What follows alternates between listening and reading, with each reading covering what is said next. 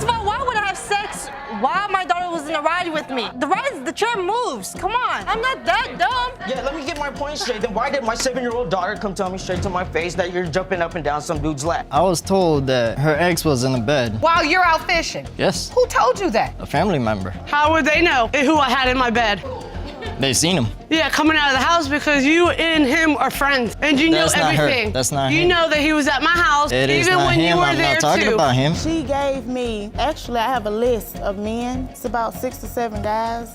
67? About 6 or 7. I said, wait a minute now. She gave you 6 or 7 names. Yes, Your Honor. Of possible fathers. Yes, Your Honor. One of them, we had to do a DNA test, and turned out he wasn't my father. This revelation sets the stage for a tense hearing. Mr. Connor is up in arms, convinced he's not the daddy of the child in question, highlighting how this mix-up has turned his life and wallet upside down, including a stint behind bars for missing child support payments. But wait, there's more! Ms. Wallace's clapback is just a moment away. Mr. Connor, you say a one-time fling with the defendant turned into more than 15 years of child support payments and even jail time for a child you have never believed is yours. You need today's results to prove you are not her child's father. The plot thickens. Emotions start to boil as Mr. Wallace admits his trust in his mom, but can't shake the doubts recent actions by Mr. Connor have stirred up. Mr. Connor lays it all out, detailing the injustices he feels he suffered, ramping up the emotional intensity of the hearing. And guess what? It only gets juicier from here. Mr. Wallace, you say you trust your mother, but acknowledge Mr. Connor's recent actions have given you doubt. Mr. Connor. Today's results are so important, Your Honor, because I need to undo a terrible injustice that's been inflicted upon me and my family. It's caused a lot of problems, financially especially. Yikes. Talk about a tough break. Mr. Connor paints a grim picture of his financial woes and the domino effect of his jail time due to unpaid child support, including losing his home and job. This saga has seriously shaken up his life, but keep your eyes peeled because the confrontation that's coming up next is a doozy. It's times when I can't afford things. I've even been to jail.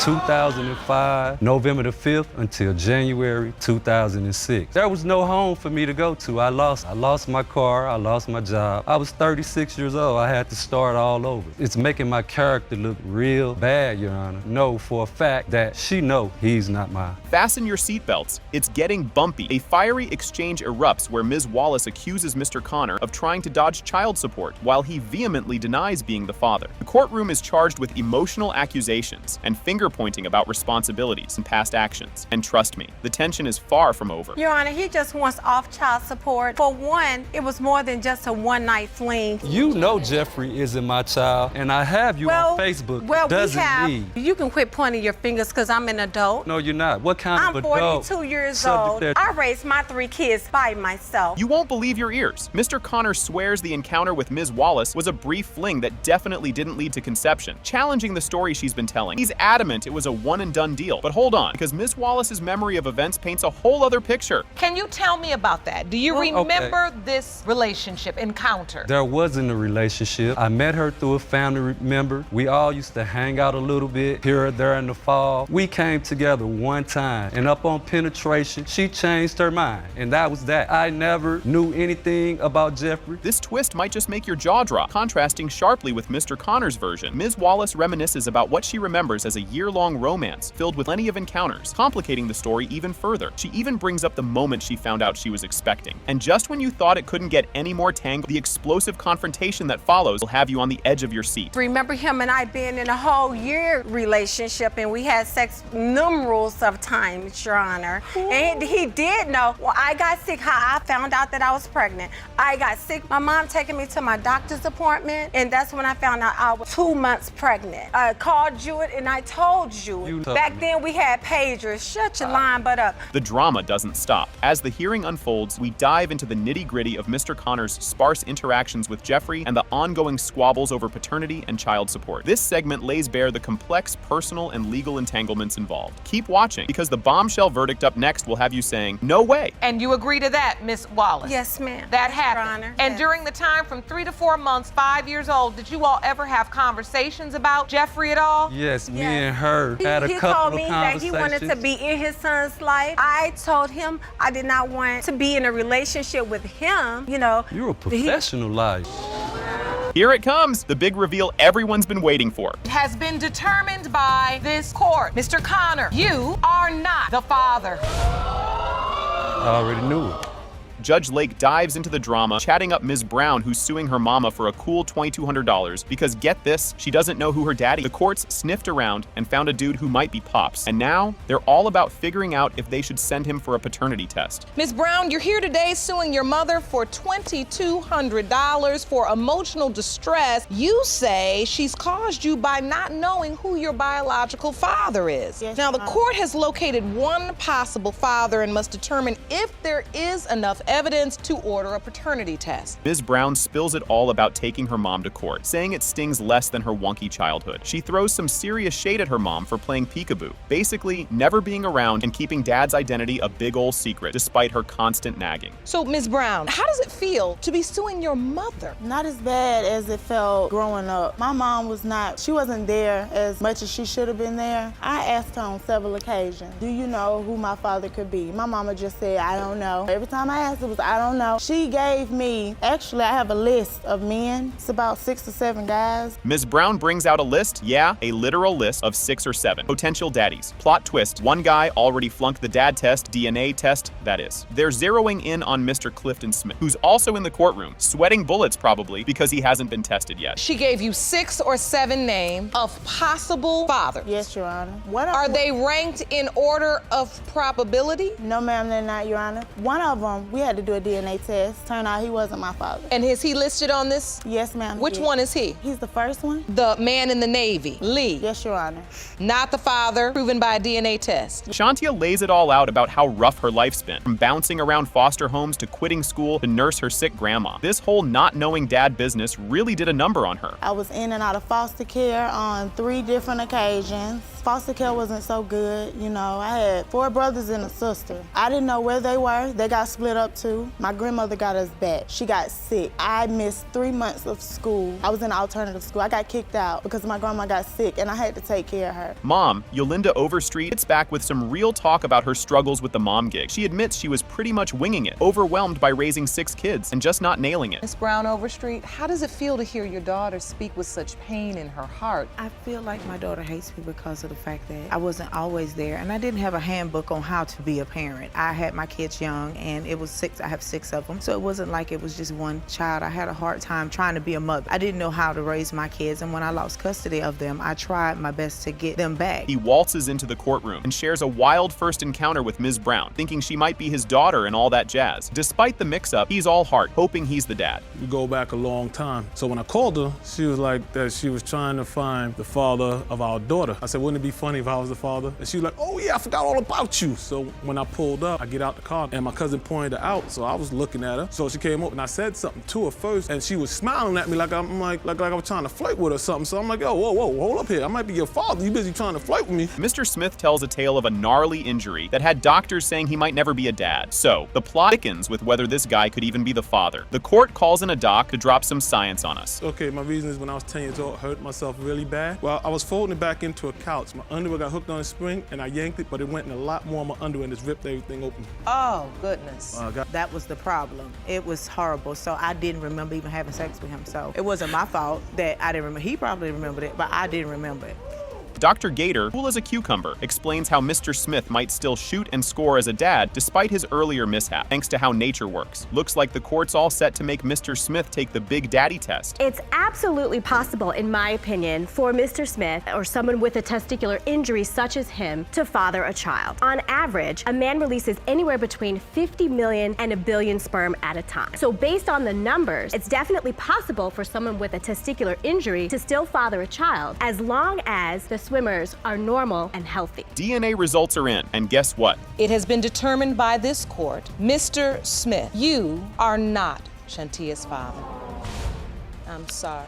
Ms. Hernandez drops a bombshell that her estranged hubby started denying their 3-year-old munchkin, Ligana, only after eyeing a younger chick. This accusation frames the emotional and legal stakes of the proceedings. Ms. Hernandez, 4 years ago, you met and then married your much younger but seemingly perfect man. You say your estranged husband started denying you and your now 3-year-old daughter, Liana, only after he found another younger woman. Mr. Hernandez claps back with an accusation of his own, claiming Ms. Hernandez played house with other men while he was off playing sailor on a fishing boat. This introduces the core conflict regarding the paternity of Ligana and their crumbling trust. Mr. Hernandez, you claim that during the marriage you often spent weeks at a time on a fishing boat for work, only to find out upon returning home that your wife had other men in and out of your house while you were at sea. You and your girlfriend are here to prove Liana is not yours. We find out Ligana is 3 and missing her daddy big time, which highlights the emotional toll this mess is taking on her. It's heartbreaking. It's hard for me to put my daughter down to sleep. All she does is says, dad, dad, dad, dad, all day. How old is she? She's 3. She'll be 4 in December. But the man you believe is her biological father is denying her. Yes. I don't know what to tell her, Your Honor. Do you know that this young child is calling out for you, Mr. Hernandez? No, Your Honor. We dive into how Ms. Hernandez met Mr. Hernandez, showing us the start of their whirlwind that quickly went from sweet to sour. How did you all even meet? I was at a friend of mine's house. He comes up about an hour later walking up to my friend's house. Okay, so he came over your friend's house. Yes. And you met him? Yes. Did you immediately hit it off? Yes. So Mr. Hernandez, you liked her, she liked you, you all started a relationship. Yes. Later on got married. 2 years later. So you got married 2 years later. Yes. Mr. Hernandez starts doubting baby Ligana is his, all thanks to neighborhood gossip about Ms. Hernandez's ex snooping around their home while he was away. I was told that her ex was in the bed. While you're out fishing? Yes. Who told you that? A family member. A family member of yours or hers? Mine. How would they know who I had in my bed? They seen him. Yeah, coming out of the house because you and him are friends. And you That's know not her. everything. That's not You him. know that he was at my house It is even not when you him. were I'm there not talking too. about him. The hospital scene turns into a reality show when family members allegedly tell Mr. Hernandez he's not the father right after Ligana's birth. What happened at the birth? 2 family members came to the hospital and told me that's not my kid. Which family members of whom? Hers. Hers? Who? Your mother. Your mom? Oh, wait. Because my mama doesn't like you. Okay then. They argue over why Ligana didn't get Mr. Hernandez's last name, suggesting Ms. Hernandez had her doubts from the get-go. You want her to have your last I name. literally argued with her at the hospital. No, you didn't. Then why did I was gonna sign the paperwork to do it for you on the birth certificate and you said no? Why did you sign it when you knew I had put her last name as Lamont? You shouldn't have signed it. Judge Lake calls out the inconsistencies in Ms. Hernandez's tales, making everyone in the courtroom scratch their heads. This testimony you are giving right now is faulty, right? It is not adding up to me. And I need answers. I need to understand from you. Is there any other possible father for your daughter besides Mr. Hernandez? No. The DNA test results are announced. It has been determined by this court. Mr. Hernandez, you are the father. Told you.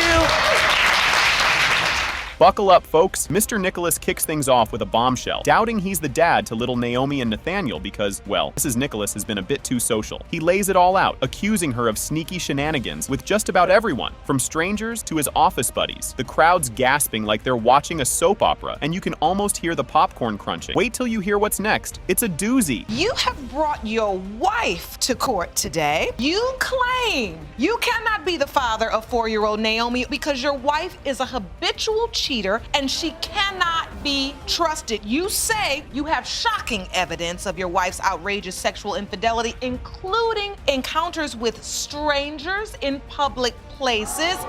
You're not gonna believe this one. Mrs. Nicholas steps up, admits she goofed big time, but hey, she's seen the light, found religion, and is ready to turn over a new leaf. She's all about proving Mr. Nicholas is the daddy and fixing this hot mess of a marriage. Her plea has the courtroom holding their breath, wondering what's next. Hold on to your seats because this ride's just getting started.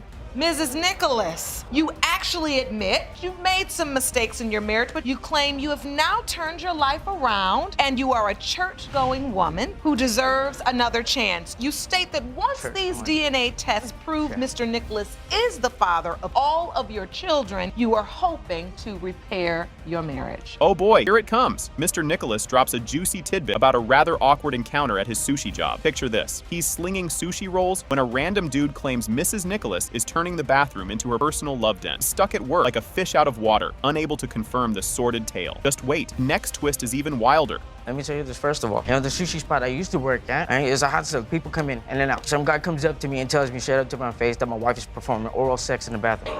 Yeah. Wait a minute. You're at work, the sushi restaurant, and a guy just comes up to you and tells me that she's performing oral sex in the bathroom. Hold up, rewind. during your shift, and then you did what? I continued working. What am I supposed to do? I couldn't leave my job. Talk about awkward. Mr. Nicholas tells a tale taller than a roller coaster about his wife supposedly getting frisky on a theme park ride while their kiddo was right there. Mrs. Nicholas calls bull, arguing who in their right mind would pull such a stunt with a kid tagging along. The plot thickens, and you just can't make this stuff up. Up next, it's more he said. She said with an extra helping of scandal. She went into the Transformer rides with my 7-year-old daughter. Tell you that straight up. Tells me straight to my face that my wife was having sex in the ride. First of all, why would I have sex while my daughter was in the ride with me? And the chair moves. Come on, I'm not that dumb. Yeah, let me get my point straight. Then why did my 7-year-old daughter come tell me straight to my face that you're jumping up and down some dude's lap? Here we go again. Mr. Nicholas isn't done yet. He's got more dirt. This time he's dishing about his wife and his pizza place manager cooking up more than just pies behind his back. Mrs. Nicholas admits she was looking for a slice of attention he couldn't serve up. But don't go anywhere, because there's more saucy secrets coming up. For example, the pizza joint I used to work at. She was having an affair with my manager. Oh, yes, I'm being honest with you. Yes, I did have an affair. On top of that, every time I try to talk to you, you're just not there for me. Yeah, just because he's been buying you diapers, all that. On diapers? Yeah, every time I ask you, you just take off. You spend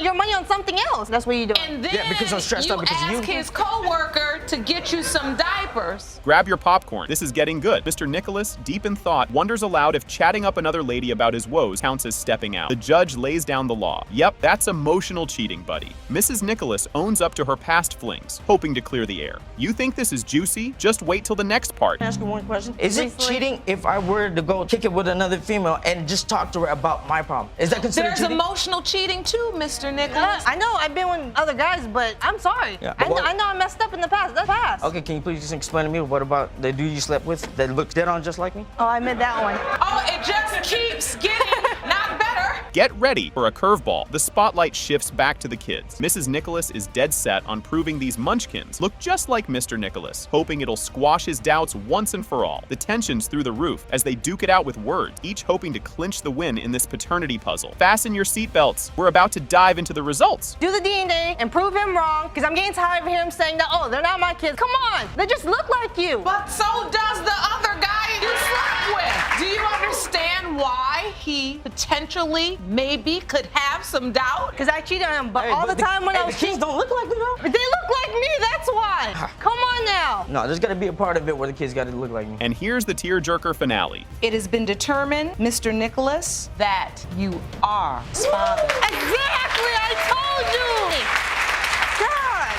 Right off the bat, Mr. Johnson spills the beans about his mega doubts concerning his fiance's daughter, Camilla, suspecting she might actually be his fiance's ex's kid. He lays it out clear. If the DNA test proves she isn't his, he's hitting the road. No looking back. Grab some popcorn, because this drama's just heating up. Mr. Johnson, you claim you are here today with a relationship on the line. Now, you are convinced your fiance's 8-month-old daughter, Camilla, was fathered by her ex-boyfriend and not you. If the DNA results prove your deepest fears are true, you say you plan to leave her and never look back. Now, Mr. Johnson's talking money. He wants Ms. Quintero to cough up $275 for kiddo expenses. Camilla isn't his. He's been playing daddy, but keeps one eye on the exit, just in case. Stick around, things are about to get even juicier. Mr. Johnson, you're asking the court to award you $275 in back child care expenses. If the results prove Camilla is not your daughter, you'd like Ms. Quintero to pay you back. Flashback to a rocky romance roller coaster. Mr. Johnson and Ms. Quintero's love saga has more twists than a pretzel. The bombshell drops, she's pregnant, but the timing's all shades of wrong. Mr. Johnson's reeling, and you'll want to see what comes out when they air more dirty laundry. I say about a year ago, we ended up talking again. She calls me up one day, and she's like, hey, I'm gonna go look for some apartment. You should come with. I was a little busy at the time, so I told her no.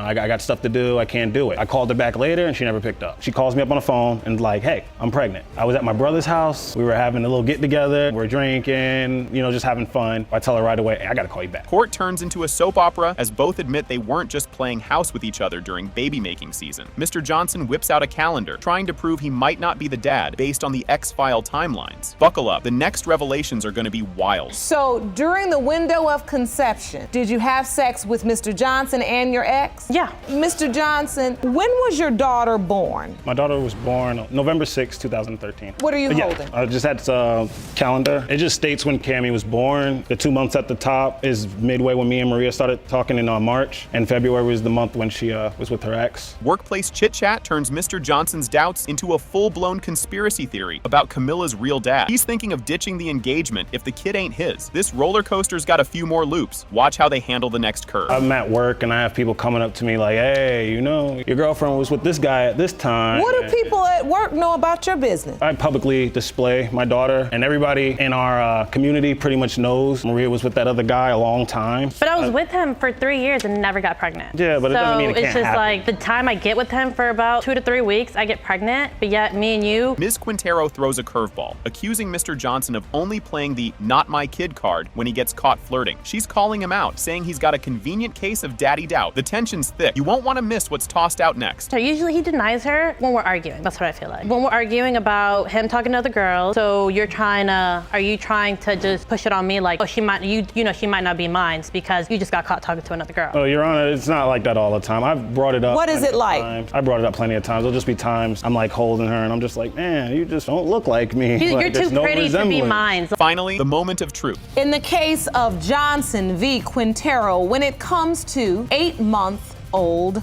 Camilla Johnson, Mr. Johnson, you are her father. Ms. Webster steps up and drops a bombshell. She thinks Mr. Ware might actually be her dad. Talk about awkward family dinners. She's all in, hoping today's DNA results will spill the tea. Brace yourself because this family tree is about to get shaken up. Ms. Webster, you recently learned shocking news that Myron Smith, the man you believe to be your dad and who paid child support for you, may not be your biological father. Now you've dragged the defendant, Mr. Ware, to paternity court to prove that he is your father and claim today's results will prove your case. Ms. Webster gets suspicious thanks to some side comments and a few too many family resemblances. Maybe genetics do tell the truth? This revelation has her rethinking her whole life story, and just wait till you hear what she finds out next. This is gold. Your Honor, I worked in a beauty salon with some of his relatives. They always kind of had something against me. I heard a relative say that that's not none of your father. I started questioning. I asked my mom, I talked to Mr. Smith, like, why are they saying that I'm not a part of their family? He said, you will always be my daughter. I believe in my heart that you are, and no matter what, you'll always be my daughter. The plot thickens when Ms. Webster discovers she and the man who's supposed to be her dad don't even share the same blood type. Science comes into play, throwing a wrench into everything she knew. Buckle up, because the roller coaster is just taking off. I still had doubts. I was a blood donor. We talked about blood types, and I know that the mother and the father of the child will have one or the other. Me and Mr. Smith don't have the same blood type. I was in question again. I'm very curious. I was with my cousin, Miss Smith, and she said, you know, I really believe in my heart that Mr. Ware is your father. You chuckle like him. She said, if I close my eyes and you both chuckle, you wouldn't know the difference. Here comes a curveball. Ms. Webster finds her supposed dad's family all over her baby book. If that doesn't scream family secrets, I don't know what does. The courtroom's about to get rocked with this one.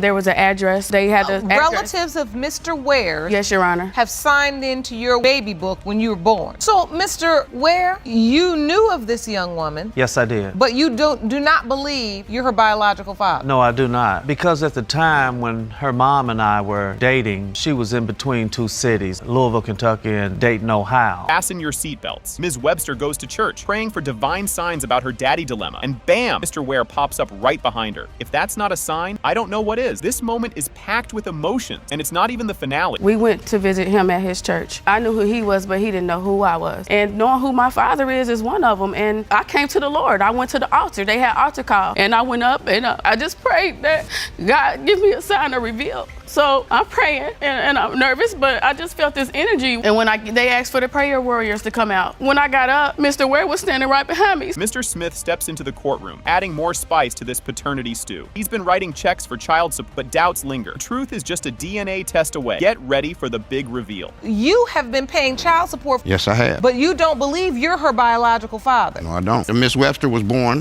September the 17th, which means that she had to be conceived either either late December or January. So right there, she was born September the 17th. Last time I was home on leave was late November. So in order for her to be born in September, she had to be conceived either late December or early January. I was in Fort Hood, Texas. Ms. Brady, the mom, is up next, and she's sticking to her story that Mr. Smith is the daddy, despite him being hundreds of miles away when the magic needed to happen. What's coming up will definitely throw you for a loop. Her biological father is Mr. Myron Smith. He says he was gone. He was serving the time that she was conceived. Is that not true? Right, but Mr. Smith also came home on leave. Once we got together, Mr. Smith went back to the service, and then I was pregnant. When Mr. Smith called me one day, I said, you know what? I'm pregnant. Hold on to your popcorn. It has been determined by this court. Mr. Ware, you are not her father.